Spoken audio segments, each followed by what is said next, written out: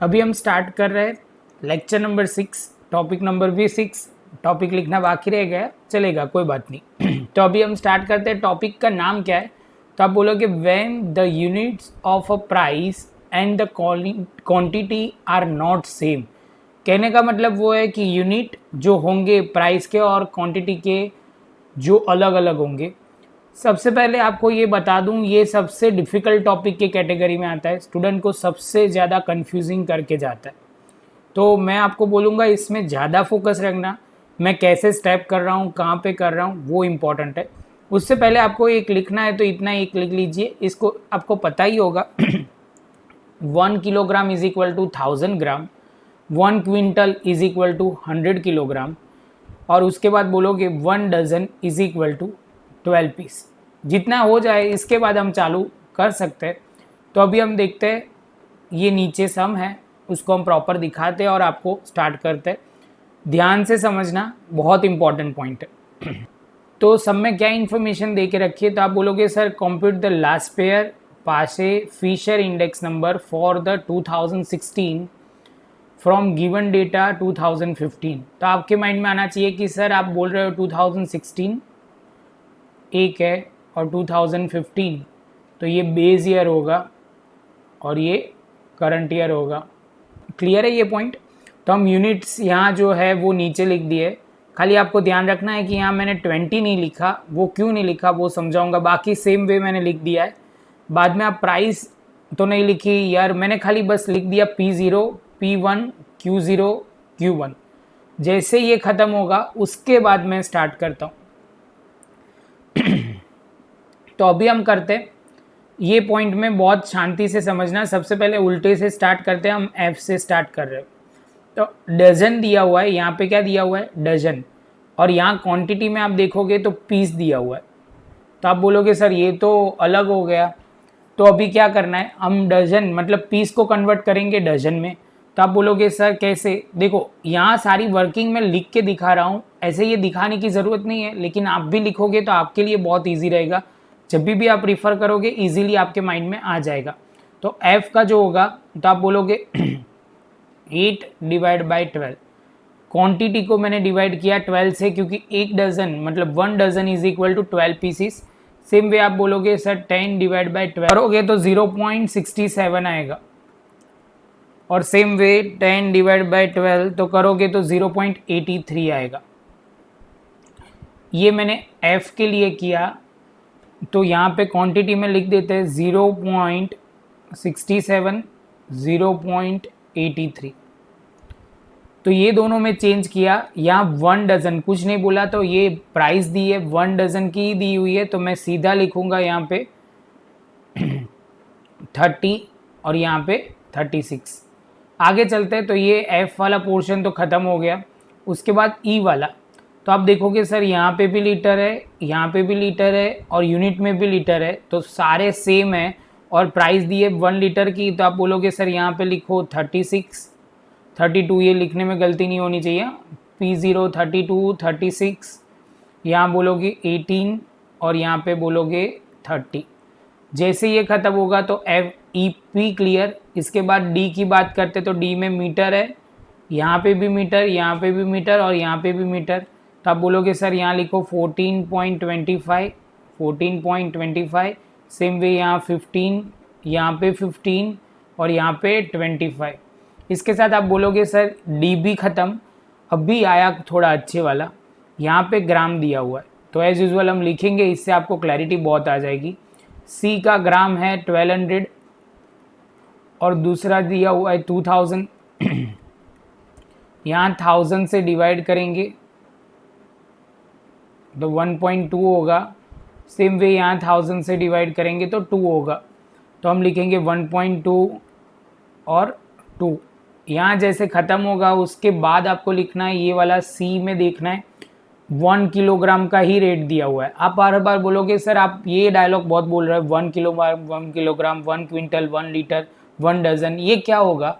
ये अभी आपको ए में करवाऊंगा तब भी क्लियर होगा। तो यहाँ पे होगा 60 और यहाँ पे होगा 75। जैसे ये स्टेप कंप्लीट होगा तो आपको ध्यान रखना है, बाद में क्विंटल दिया हुआ है। क्या दिया हुआ है? क्विंटल। और यहाँ पे किलोग्राम, यहाँ पे भी किलोग्राम।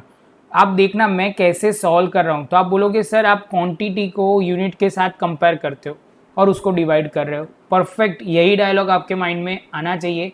आप बोलोगे सर ये बी की बात है, तो बी को यहाँ लिख दो। बी में क्या लिखेंगे, 10 डिवाइड बाय कितना है, 1 quintal is equal to 100 kilogram. Same way 15 divide by 100, तो ये हो जाएगा 0.1, ये हो जाएगा 0.15। तो हम लिख सकते हैं यहाँ पे 0.1 और यहाँ पे होगा 0.15। आप बोलोगे सर यहाँ क्या होगा, तो ये 1 kg का ही था, 1 क्विंटल का ही इंफॉर्मेशन है, तो 1 क्विंटल होगा तो प्राइस में कोई फ़र्क आएगा नहीं। उसके बाद हमें क्या करना है, यहाँ पे आपको देखो, तो यहाँ पे अभी ध्यान रखना है आपको। कहानी में ट्विस्ट ये है, थोड़ा हाईलाइट अलग से करना पड़ेगा। यहाँ किलोग्राम किलोग्राम और ये भी किलोग्राम, तो आप बोलोगे सर यहाँ तो 5 और 8 आ जाएगा। बच्चा बोलेगा सर रुको यहाँ पे 20 किलो है, तो हमें क्या करना पड़ेगा, जब भी आगे 20 दिया है, 10 दिया है, 1 दिया है, कुछ भी यूनिट में दिया है 1 kg से ज़्यादा, मतलब 1 की जगह 1, मतलब यहाँ 1 किलोग्राम, आप पहले में 1 क्विंटल बोलोगे, 1 किलोग्राम बोलोगे, 1 मीटर, 1 लीटर, 1 डजन। इसका कहने का मतलब है कि 20 डजन के प्राइस इतने हैं। तो आप बोलोगे सर 20 डजन के, मुझे तो 1 डजन के चाहिए। तो 1 डजन के चाहिए तो हम ऐसे कुछ कैलकुलेट करेंगे, A इज इक्वल टू, यहाँ प्राइस आ जाएगा, ध्यान रखना है P0 P1 की बात कर रहे हैं। तो आप बोलोगे 300 डिवाइड बाई 20, सॉल्व करोगे तो ये हो जाएगा 15। सेम वे बी में, मतलब दूसरा जो प्रोडक्ट है उसमें लिखेंगे, ए का था 440 डिवाइड बाई 20, तो 22, एक में लिखेंगे 22 और इसमें लिखेंगे 15। इसके साथ हमारा सारा बेस तैयार हो जाएगा। ये सबसे स्टार्ट स्टेप था, क्योंकि एक ही था इसलिए, बाकी सब में ज़्यादा था। मैं एक डायलॉग बोल देता हूँ। सबसे पहले आपको यूनिट को कंपेयर करना है क्वांटिटी के साथ, क्वांटिटी के साथ, और वो इक्वल हो तो हमें क्वांटिटी को कुछ नहीं करना है। यूनिट के आगे 20 यूनिट्स कुछ भी दिया, यूनिट की जगह आप बोलोगे सर केजी हो सकता है, क्विंटल हो सकता है, किलोग्राम, मीटर, कुछ भी होता है, तो आपको प्राइस को डिवाइड करना है। बस ये डायलॉग हो गया आपका, तो आपके 5 मार्क का जनरली ये सम आता है, आपको कंफर्म आपको दे के जाएगा। बहुत इजी है। अभी स्टेप बाय स्टेप करना शुरू करते हैं। तो आप बोलोगे चलो सर एज यूजुअल हम जैसे करते थे वैसे ही करना है। तो आप बोलोगे सर P1 ये रहा, और बोलोगे आप Q0 चाहिए, तो Q0 मतलब ये रहा।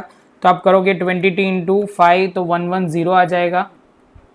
इसके बाद 700 इंटू 0.1, तो ये हो जाएगा 70। इसके बाद 75 इंटू, आप बोलोगे सर 1.2 है, तो करेंगे तो 90 आ जाएगा। 15 इंटू आप बोलोगे 225 आ जाएगा। आप बोलोगे सर 36 इंटू 30 करोगे तो होगा कितना, 10, 30 नहीं है। 36 इंटू 18 करोगे तो आप बोलोगे सर 648 आएगा। 36 इंटू 0.7 करोगे, 36 इंटू 0.67 करोगे 24.12 आएगा। टोटल करेंगे तो इसका टोटल करेंगे तो आप बोलोगे सर 1167 पॉइंट आपके हिसाब से आएगा 12, और ये है सिग्मा P1Q0। अभी आप बोलोगे सर अभी आगे क्या करना है, तो आगे सेम वे P0 Q0, तो आप बोलोगे कहाँ कहाँ मल्टीप्लाई होगा। थोड़ी लाइनें कट रही है बीच में से, चलो कोई बात नहीं, हम ड्रॉ कर देते। प्राइस को थोड़ा टाटा बाय बाय बोलते हैं। तो आप बोलोगे सर प्राइस को लो P0 और ये रहा Q0, तो आप करोगे 15 इंटू 5, आप बोलोगे सर 75। सेम वे 500 इंटू 0.1 तो होगा 50। आप बोलोगे 60 इंटू 12, तो 12 नहीं है, ये ध्यान रखना है, ये 1.2 है। कितना है, 1.2। तो आप बोलोगे सर ये हो जाएगा 72। 15 इंटू करोगे आप 14.25 तो होगा 213.75। सेम वे 18 इंटू 32 तो होगा 576। सेम वे 20 ये 30 इंटू 0.67 तो होगा 20.01। अभी इसके बाद हम आगे जा सकते हैं। तो अभी हम टोटल करेंगे, टोटल हमारा होगा 1006.85। आप बोलोगे सर ये क्या होगा, सिग्मा P0 Q0। इसके बाद हमें क्या करना है, तो आप बोलोगे सर P1 Q1, तो ये P1 रहा, ये Q1 रहा, तो आप बोलोगे सर इसमें तो बहुत सिंपल ही है, वही मल्टीप्लाई करना है। तो आप बोलोगे सर 176 लिखो, इसके बाद आप बोलोगे 0.15 इंटू 700 करोगे तो होगा 105। आप बोलोगे सर 2 इंटू 75 150। आप बोलोगे सर 25 इंटू 15 तो 375। इसके बाद 30 इंटू तो 640,